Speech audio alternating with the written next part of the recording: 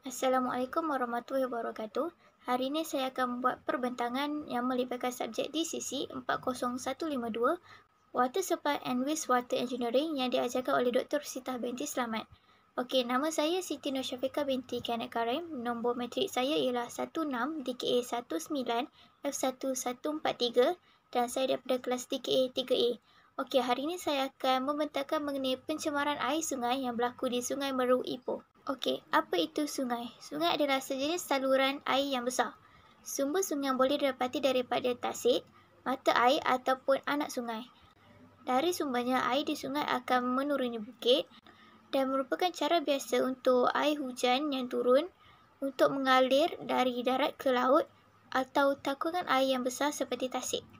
Malaysia mempunyai sungai kerana mempunyai banyak kawasan tadahan air hujan dan menerima hujan lebat sepanjang tahun, namun mempunyai kualiti air yang berbeza-beza disebabkan oleh pencemaran yang berlaku.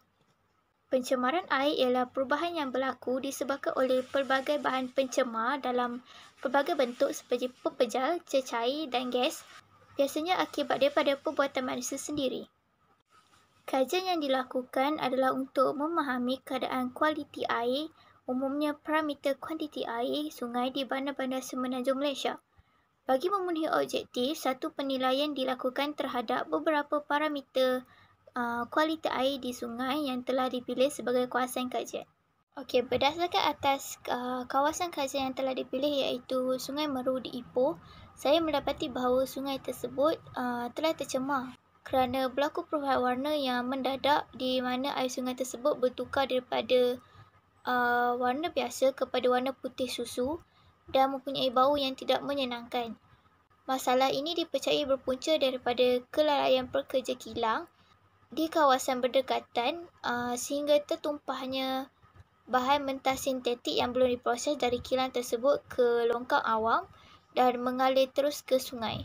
Kesan daripada pencemaran ini menyebabkan ratusan ikan di sungai mati dan hidupan lain juga dalam jarak 1.5 meter di sungai berkenaan.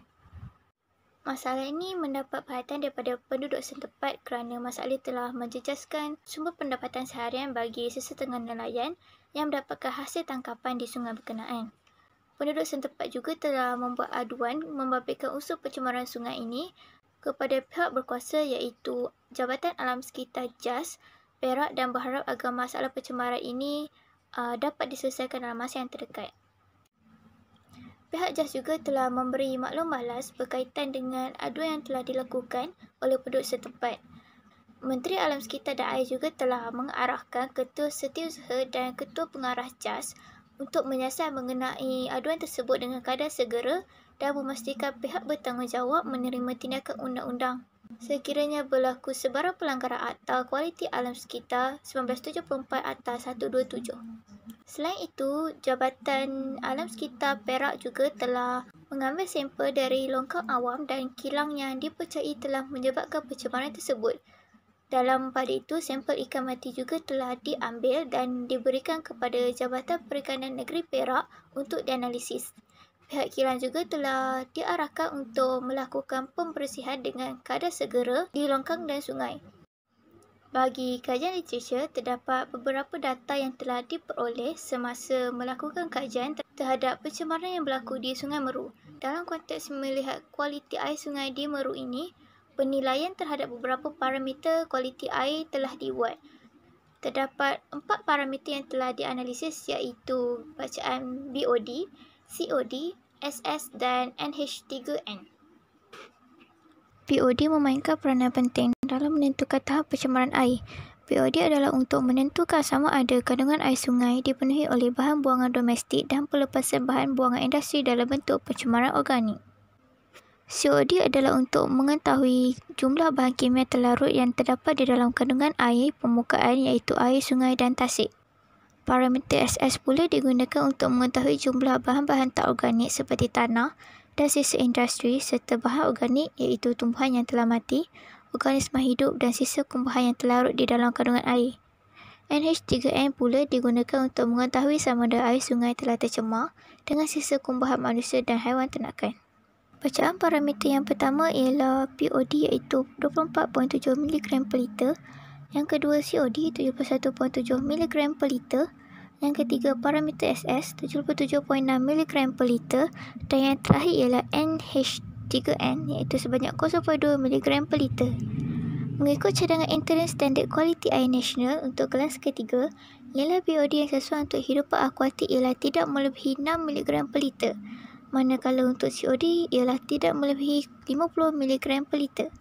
Bagi bacaan parameter SS pula ialah tidak melebihi 150 mg per liter. Dan yang terakhir bacaan NH3N iaitu tidak melebihi 0.9 mg per liter. Secara keseluruhannya, status kualiti air Sungai Meru berdasarkan kepada IKA berada pada tahap yang membimbangkan. Berdasarkan status IKA iaitu Indeks Kualiti Air, Sungai Meru dikategorikan pada tahap 3 yang merujuk kepada kegunaan untuk bekalan air yang memerlukan rawatan intensif. Faktor utama yang menyumbang kepada masalah pencemaran air di Sungai Meru ialah pembuangan daripada kawasan perindustrian di kawasan sekitar. Selain itu, berkemungkinan juga kemerosotan kualiti air disebabkan oleh sumber tidak berpunca seperti kawasan pertanian dan bandar. Penurunan kualiti air ini secara tidak langsung telah menjejaskan semua bekalan air domestik dan semua pendapatan bagi sesetengah penduduk yang bergantung sumber daripada Sungai Meru ini. Pihak-pihak berkuasa diharapkan akan menilai dan mengkaji semula setiap aspek dalam permasalahan ini agar masalah pencemaran sungai ini tidak akan membelenggu penduduk setempat pada masa akan datang demi kehidupan yang lebih terjamin. Sekian, terima kasih.